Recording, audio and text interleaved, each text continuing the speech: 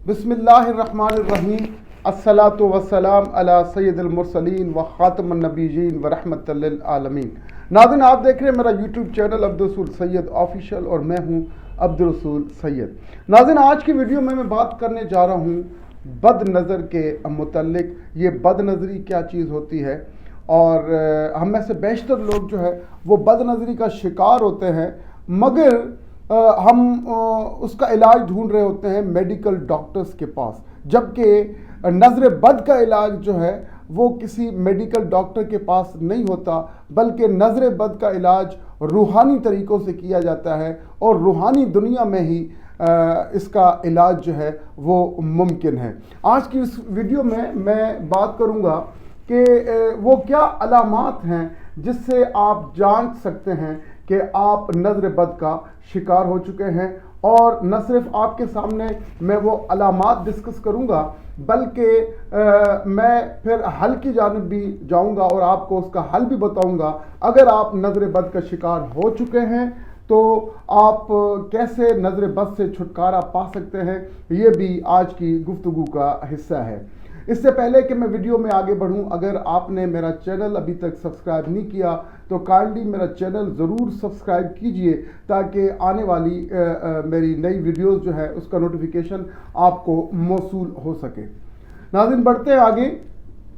पहले बात कर लेते हैं कि ये नज़र बद, बहुत से लोग हम में से ऐसे हैं कि वो इस चीज़ को नहीं मानते, जबकि देखें हमारे मज़हब इस्लाम में इस चीज़ की हक़ानियत पर बहुत सारी दलाइल मौजूद हैं। नज़रो वो कहते हैं अल-ऐनुल हक़, नज़र जो है वो बिल्कुल हक़ है, नज़र का लग जाना बिल्कुल हक़ है। आका अलैहिस्सलातु वस्सलाम जो है वो हसनैन करीमैन को नज़र बद से बचाने के लिए उन पर दम किया करते थे। जब मेरे नज़र से ये हदीस गुजरी तो पहले मैं भी इन चीज़ों पे ज़्यादातर बिलीव नहीं करता था, मगर जब से ये अहदीस जो है वो मेरी नज़र से गुजरी तो मेरा यकीन कामिल हो गया कि नज़र बद भी कोई शय है और ये नज़र बद जो है ये लगती है और इसके बुरे असरात जो है आपकी जिस्मानी और ज़हनी और नफ्सियाती सेहत पर ज़रूर पड़ते हैं। तो एक हदीस हमें और भी मिलती है कि एक सहाबी रसूल सल्लल्लाहु अलैहि वसल्लम अपने दूसरे सहाबी को गौर से देख रहे थे, तो आका अलैहिस्सलातु वस्सलाम की जब नज़र पड़ी तो आपने फरमाया कि इसे इतना गौर से न देखो, क्या तुम अपनी नज़र से इसे कब्र तक पहुंचा दोगे। मतलब नज़र बद एक ऐसी चीज़ है जो आपको कब्र तक पहुंचा सकती है। और सरकार अलैहिस्सलातु वस्सलाम की एक और हदीस भी हमें मिलती है जिसमें सरकार अलैहिस्सलातु वस्सलाम ने फरमाया, मेरी उम्मत के 70% लोग जो है उनकी अमवात नज़र बद से होगी। तो नज़र बद जो है ये बिल्कुल एक हक चीज़ है और हमें इस बात को मानना पड़ेगा कि ये एक चीज़ है और ये एक ऐसी बीमारी है और जानलेवा बीमारी है कि जिसका इलाज जो है वो बहुत ज़रूरी है। और इस चीज़ का इलाज जो है वो मेडिकल डॉक्टर्स के पास नहीं है, बल्कि इस चीज़ का इलाज जो है वो रूहानी इलाज होता है। और रूहानी तबीब जो हैं और रूहानी तबीब या अहादीस मुबारका में जिन चीज़ों का जिक्र आया है कि इस नज़र बद से जो है वो कैसे बचा जाए, तो उन चीज़ों का जिक्र जो है मैं ज़रूर आखिर में आपके साथ ज़रूर करूँगा। सबसे पहले बात कर लेते हैं कि नज़र बद की अलामात क्या होती है। आपको कैसे पता लगे कि आप कहीं नज़र बद का शिकार तो नहीं हैं। तो जो चीज़ा अलामात हैं वो मैं आपके सामने रखना चाहूँगा। पहले मैं ये बता दूं कि ये जो नज़र बद की जो अलामात जो मैं आपके सामने रखना चाह रहा हूँ, ये विदाउट मेडिकल रीज़न्स हों, मतलब इसके पीछे कोई मेडिकल रीज़न ना हो और फिर ये अलामात आप में मौजूद हों, तो फिर आप समझ जाइए कि आप नज़र बद का शिकार हो चुके हैं। अब जैसे अचानक जिस्म में तोग़यानी आ जाना, कभी बंदा जो है वो इंतहाई हाइपर हो जाता है, अचानक हाइपर हो जाता है और बहुत शदीद गुस्से में आ जाता है और मरने मारने पर आ जाता है। तो अचानक जो रिएक्शन ऑफ बॉडी है کبھی جو ہے وہ بالکل غصے میں آ جانا، کبھی جو ہے بالکل وہ پھر ماند پڑ جانا. تو یہ اچانک جو ریئیکشن آف باڈی ہے، تو اگر آپ میں یہ چیز ہے کہ آپ کے جسم میں اچانک طغیانی آ جاتی ہے اور شدید غصہ آ جاتا ہے، تو آپ سمجھ جائیں کہ آپ جو ہے وہ نظر بد کا شکار ہو سکتے ہیں. اس کے علاوہ منہ کا چہرے کا رنگ جو ہے وہ تبدیل ہو جانا، چہرے کا رنگ زرد پڑ جانا، اور آنکھوں کے نیچے سیاہ ہلکے پڑ جانا، یہ بھی ایک سمٹم ہے کہ آپ نظر بد کا شکار ہو چکے ہیں. اور سینے میں گھٹن محسوس کرنا، اگر آپ کے سینے میں گھٹن ہوتی ہے تو آپ سمجھیں کہ آپ نظر بد کا شکار ہیں. اور جو بیک آف دی ہیڈ ہے، یہ حصہ، اگر یہ اس پر آپ کو بوجھ محسوس ہوتا ہے اور کبھی کبھار درد محسوس ہوتا ہے، تو آپ سمجھ جائیے کہ آپ جو ہے نظر بد کا شکار ہیں. اس کے علاوہ کندھوں کا کھنچ جانا، کندھوں پر بوجھ محسوس کرنا، اور اگر کوئی آپ کے کندھے دبائے تو پھر آپ کو ریلیکس محسوس ہو، اور ادروائز آپ فیل کریں کہ آپ کے کندھے جو ہے وہ بھاری بھاری ہیں. تو شولڈرز کا بھاری ہونا یہ بھی ایک سمٹم ہے کہ آپ نظر بد کا شکار ہو چکے ہیں. اور اس کے علاوہ آپ سو کے اٹھتے ہیں، آپ نے نیند خوب کر لی ہے، مگر آپ سو کے اٹھے تب بھی آپ کو یہ لگے کہ آپ تھکاوٹ کا شکار ہیں، اور آپ نے جیسے کوئی بہت بڑا کام کیا ہو اور اس کی وجہ سے آپ کو تھکاوٹ ہو گئی ہو. سونے کے بعد بھی اگر آپ اپنے آپ کو تھکا ہوا محسوس کرتے ہیں تو آپ سمجھ جائیے کہ آپ نظر بد کا شکار ہو چکے ہیں. اس کے علاوہ عبادات میں دل نہیں لگتا. مثال کی بات ہے، آپ تلاوت قرآن پاک کریں اور بے چینی ہو جائے اور پریشانی ہو جائے اور تلاوت میں آپ کا دل نہ لگے، تو یہ بھی ایک سمٹم ہے کہ آپ نظر بد میں مبتلا ہیں.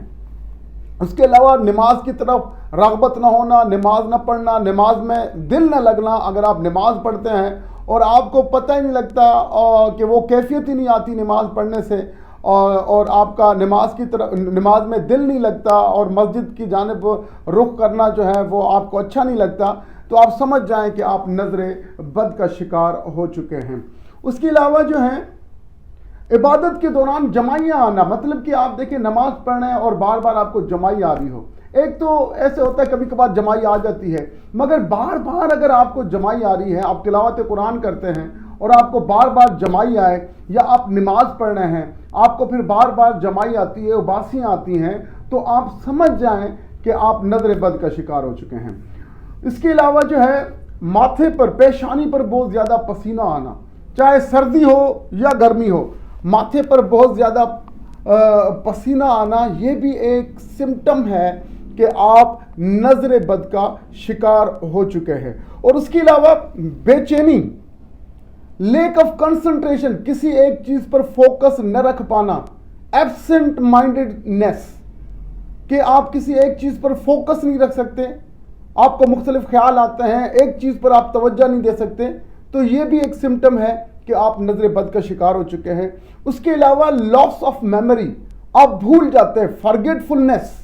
اگر آپ میں فرگیٹ فلنس ہے تو ہو سکتا ہے کہ آپ نظر بد کا شکار ہو چکے ہیں، کیونکہ آپ کو چیزیں جو ہیں وہ یاد نہیں رہتی ہیں.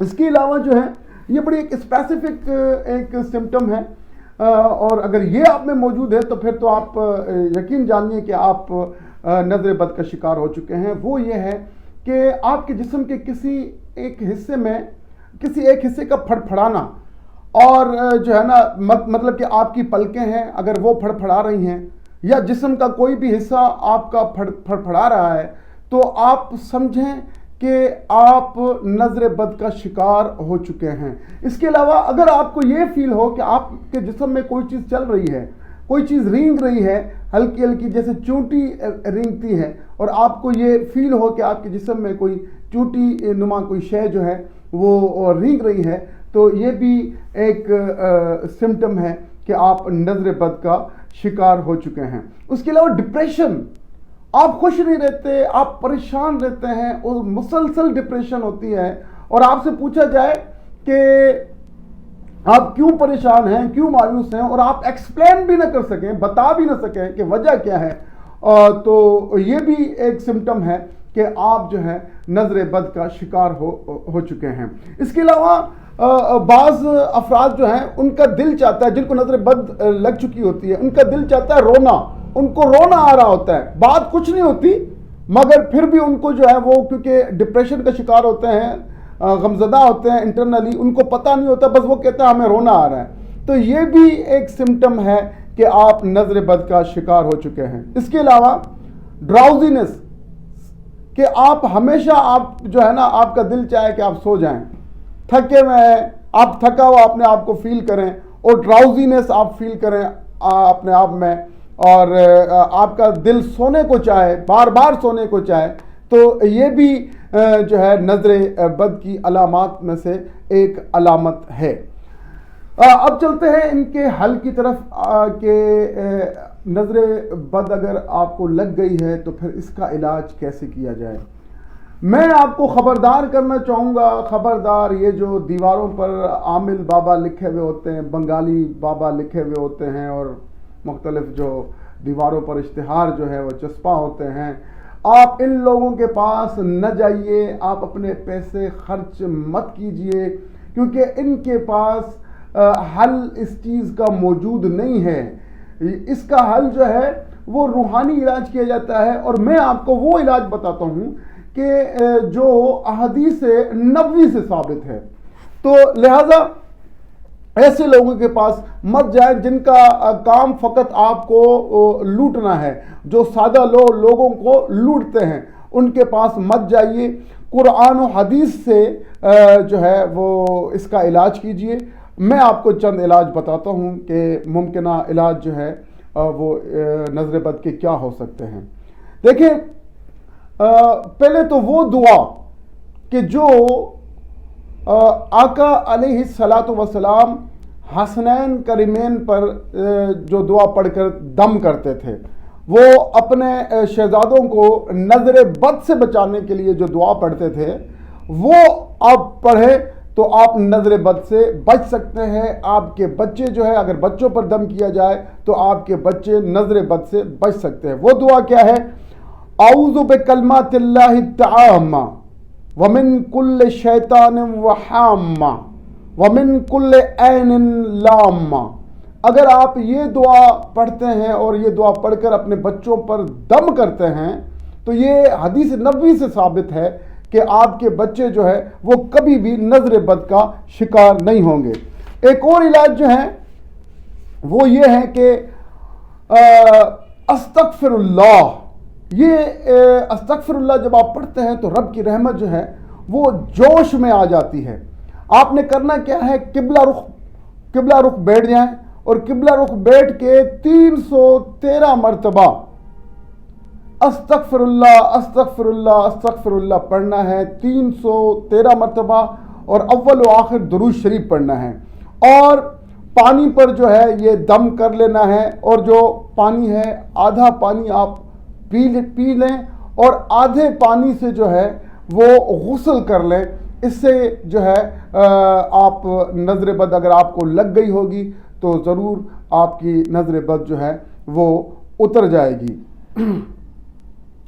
اس کے علاوہ جو ہے سورہ فلق، سورہ ناس اور آیت الکرسی، یہ جو ہے آپ نے پڑھنی ہے. سورہ فلق، سورہ ناس اور آیت الکرسی جو ہے 11 مرتبہ جو ہے 11 مرتبہ سورہ فلق پڑھیں، 11 مرتبہ سورہ ناس پڑھیں، اور 11 مرتبہ آیت الکرسی پڑھیں. اول و آخر درود شریف پڑھیں اور پانی پر دم کر لیں. اب اس سے کیا وہ حصہ دیکھیں، اگر آپ کے دل میں گھبراہٹ محسوس ہو رہی ہے تو آپ کیا کریں گے؟ وہ پانی لے کے آپ جو ہے سینے پر وہ ملیں گے، اور جو ہے اس سے آپ کی گھبراہٹ جو ہے وہ ختم ہو جائے گی. اور یہی پانی جو ہے آپ اپنے ماتھے پر بھی استعمال کریں، ماتھے پر بھی لگائیں، اور ناف جو ہے ناف پر بھی یہ پانی لگائیں، کیونکہ شیطان جو سرایت کرتا ہے جسم میں وہ ناف کے ذریعے ہی سرایت کرتا ہے. تو لہٰذا اگر آپ سورہ فلق، سورہ ناس، آیت الکرسی یہ جو ہے پڑھ کر دم کریں گے پانی پر، اور وہ حصے جو متاثرہ حصے جو آپ کو لگتا ہے، آپ کا جی گھبراتا ہے، اور آپ ناف پہ بھی لگائیں، تو یہ چیزیں جو ہیں اگر آپ یہ اعمال کریں گے تو انشاءاللہ آپ نظر بد سے محفوظ رہیں گے. بہت شکریہ.